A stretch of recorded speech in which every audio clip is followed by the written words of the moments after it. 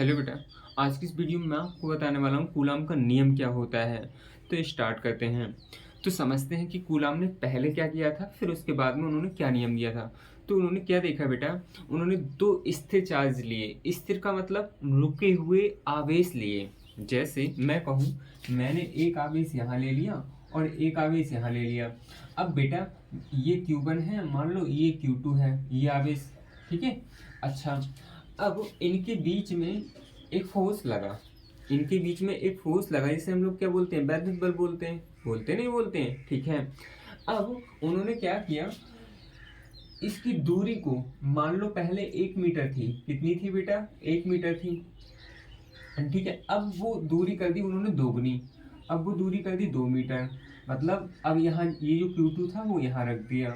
तो उन्होंने देखा कि जो फोर्स है पहले का 1/4 टाइम हो रहा है। मतलब पहले का 1/4 हो रहा है। ठीक है। और फिर उसके बाद में उन्होंने देखा कि इस दूरी को कितना रख दिया, 3 मीटर की दूरी पर। मतलब यहाँ रख दिया। तो उन्होंने देखा जो फोर्स है वो 1/9 टाइम हो रहा है। मतलब एक का 9वां हिस्सा। तो इस टाइप से उन्होंने एक नियम दिया। समझ रहे हो ना बेटा मैं क्या कह रहा हूँ। उन्होंने दो स्थिर बिंदु आवेशों के बीच लगने वाले विद्युत बल के संबंध में एक नियम दिया, जिसे हम कूलाम का नियम कहते हैं। हमें कोई वहां से कुछ भी ऐसा नहीं लिखना, जो इन्होंने किया बस वही लिखना है और बोल देंगे ये इसका नियम कहते हैं। ठीक है बेटा। अब उसके बाद में क्या लिखना है, हमें लिखना है कि इस नियम अनुसार, मतलब ये नियम क्या था। ठीक है। तो इस नियम अनुसार, तो देखो बेटा मैंने यहाँ लिख रखा है कि दो स्थिर बिंदु आवेशों के बीच लगने वाला विद्युत बल। दो स्थिर बिंदु आवेशों के बीच लगने वाला विद्युत बल, मैंने दो स्थिर बिंदु जो आवेश है वो Q1 और Q2 यहाँ मान लिए हैं। इनके बीच की दूरी कितनी मान ली है बेटा, r। ठीक है। इनके बीच जो लगने वाला विद्युत बल है F, ठीक है, वो अनुक्रमानुपाती है कितने के, इस पूरी क्वांटिटी के मतलब Q1 Q2 upon R square के। Q1 Q2 upon R square. आप कंफ्यूज मत होना बेटा। आपकी बुक में क्या लिखा होगा मैं आपको थोड़ा सा बता देता हूँ। आपकी बुक में लिखा होगा F अनुक्रमानुपाती है Q1 Q2 के गुणनफल के, तथा व्युत्क्रमानुपाती है उनके बीच की दूरी R के वर्ग के। ठीक है बेटा। तो अगर आप ये बुक वाली परिभाषा ना लिखो तो कोई दिक्कत नहीं, आप इसे ना लिख दीजिए। ठीक है। आप इस पूरी को एक बार में ही बोल रहे हो, तो इसलिए आपने बोल दिया क्या, अनुक्रमानुपाती, पूरा एक बार में बोल दिया। ठीक है। अलग अलग बोलते तब फिर देखते हैं आप, ये डायरेक्टली मतलब ये अनुक्रमानुपाती है और ये व्युत्क्रमानुपाती है। ठीक है बेटा। तो ये आ गया। अच्छा, अब तो पता है कि Q1 और Q2 के बीच की दूरी मैंने ये लिख दिया। इसके बाद में इस अनुक्रमानुपाती का साइन हटाएंगे। ठीक है। फिर क्या लगाएंगे हम, एक कांस्टेंट, 1 मिनट बेटा को। ठीक है बेटा। तो ये लगा दिया हमने कांस्टेंट के, जिसे हम लोग बोलते क्या है, समानुपाती नियतांक या फिर अनुक्रमानुपाती नियतांक। ये माध्यम के मतलब दोनों आवेशों के बीच के माध्यम पर वही निर्भर करता है। और साथ ही साथ ये क्वांटिटी F, Q1 Q2 और R किस सिस्टम में ली है, मतलब किस पद, इनकी यूनिट किस में ली है आपने, MKS में लिया है या फिर CGS में लिया है। ठीक है बेटा। तो इस पर भी निर्भर करता है। मतलब मैंने लिख रखा है कि जिसका मान Q1 Q2 व R के मात्रक पर निर्भर करता है और माध्यम पर भी निर्भर करता है, ये लिख रखा है। ठीक है बेटा। अच्छा, अगर इन दोनों आवेशों के बीच में, अगर जैसे मैंने मान लो एक आवेश यहाँ हो और एक यहाँ हो, दोनों अभी वायु में रखे हैं और ये स्थिर बिंदु आवेश है बेटा, मतलब ये चल नहीं रहे हैं। ठीक है। दोनों वायु में रखे हैं। तो इसके लिए जो निकल के आता है वो निकल के आता है K बराबर 1/4 पाई एप्सिलॉन नॉट। K बराबर 1/4 पाई एप्सिलॉन नॉट।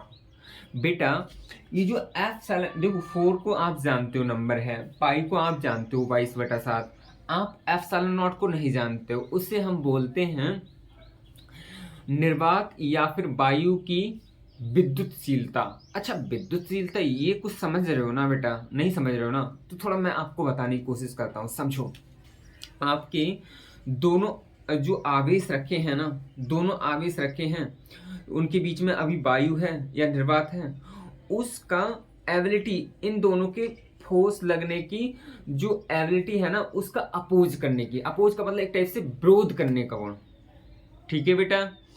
अच्छा, तो निर्वात और वायु के लिए ये के बराबर इतना आ गया 1/4πε0। ठीक है बेटा? अच्छा, अब इस ε0 का वैल्यू आता है निर्वात या वायु के लिए, वो आता है 8.85 गुणा 10⁻⁻12 कूलाम स्क्वायर प्रति न्यूटन मीटर स्क्वायर। ठीक है बेटा? अच्छा, मैंने यहाँ इसका यूनिट नहीं लिखा है। क्यों नहीं लिखा है? हम यूनिट अभी फॉर्मूला से ही सब कुछ निकाल के दिखाते हैं। ठीक है बेटा? एक मिनट कैमरा देख ले। ठीक है बेटा? तो देख लो, यहाँ तक तो आ गए हम। अच्छा, हम यूनिट इसकी और दिखा दें तो देखो, हमें के, ये तो सब नोट कर लिया होगा बेटा। ठीक है? अब मैं आपको इसमें से के का यूनिट निकालना चाहूँ तो कैसे निकालूंगा? देखो, इस के का यूनिट निकालो। जब इस के का पहले तो मान निकाल लो। जब इस के का मान निकालोगे तो बेटा कितना आएगा? देखो, ये है नीचे का आर स्क्वायर है, इसकी गुणा में पहुंचेगा एफ की, एफ इंटू आर स्क्वायर। इधर कितना बचा? के, Q1 into Q2, Q1 into Q2। ये Q1 Q2 कहाँ पहुंचेंगे? इसके बटे में पहुंचेंगे। तो लिख दो Q1 इंटू Q2। तो बेटा यहाँ के बचा। अब के की हमें मात्रक ही तो निकालना है। क्या निकालना है हमें? के का मात्रक। तो देखो बेटा, ये कितना आएगा? एफ का क्या आएगा? न्यूटन। आर का क्या आएगा? मीटर स्क्वायर प्रति कूलाम स्क्वायर। मतलब के का जो मान आएगा निकल के, मतलब मात्रक आएगा न्यूटन मीटर स्क्वायर प्रति कूलाम स्क्वायर। यानी कि यहाँ लिखना चाहो तो आप लिख दो बेटा न्यूटन मीटर स्क्वायर प्रति कूलाम स्क्वायर। ठीक है? अगर केवल एप्सिलॉन नॉट का निकालोगे, केवल एप्सिलॉन नॉट का निकालोगे तो बेटा ये उल्टा हो जाएगा, क्योंकि के इनवर्सली प्रोपोर्शनल है इसकी एप्सिलॉन नॉट की। ठीक है बेटा? ये आ गया। अच्छा, फिर हमने के की जगह ई वैल्यू लगा दिया। फिर उसके बाद में अगर आप सॉल्व करते हो निर्वात और वायु के लिए, इस 4 का वैल्यू और पाई का वैल्यू, मतलब 4 का तो 4 ही, पाई का वैल्यू 22/7 लगा के, एप्सिलॉन नॉट का ये लगा के, तो हमारा इस पूरे का जो आंसर आता है वो कितना आता है निकल के? वो आता है 9 × 10⁻⁹, जो कि हमने ये लगा दिया। ठीक है बेटा? अच्छा, अगर अगर ये जो आवेश हैं, अगर ये आवेश निर्वात या वायु की जगह किसी अन्य मीडियम में रखे हों, मतलब कोई अन्य माध्यम में रखे हों। अन्य माध्यम का मतलब बेटा, अभी तो ये यहाँ पर रखे हैं तो ये वायु में है। अगर इनके बीच में हम कांच रख दें, क्या रख दें बेटा? कांच है या फिर कुछ और मटेरियल है, कुछ और रख दें, तो फिर उसके लिए क्या होगा? तो उसके लिए फॉर्मूला लिख लेते हैं।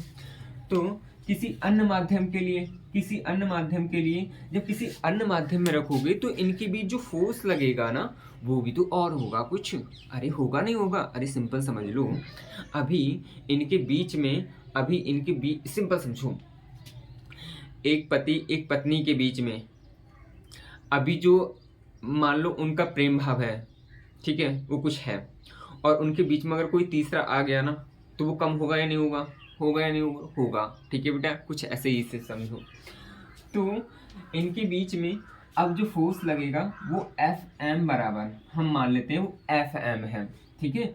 1/4π। यहाँ हम एप्सिलॉन नॉट नहीं लिखेंगे, अब लिखेंगे उस मीडियम की परमेबिलिटी, मतलब एप्सिलॉन। क्या लिख दिया हमने? एप्सिलॉन, या एप्सिलॉन एम भी लिख सकते हैं मीडियम की, बट हमने एप्सिलॉन लिख दिया। ठीक है?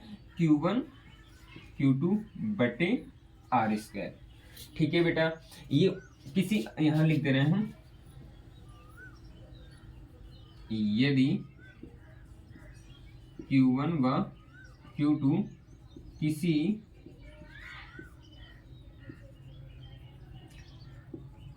माध्यम में स्थित हो, तो जो फोर्स लगेगा वो ये लगेगा। ठीक है?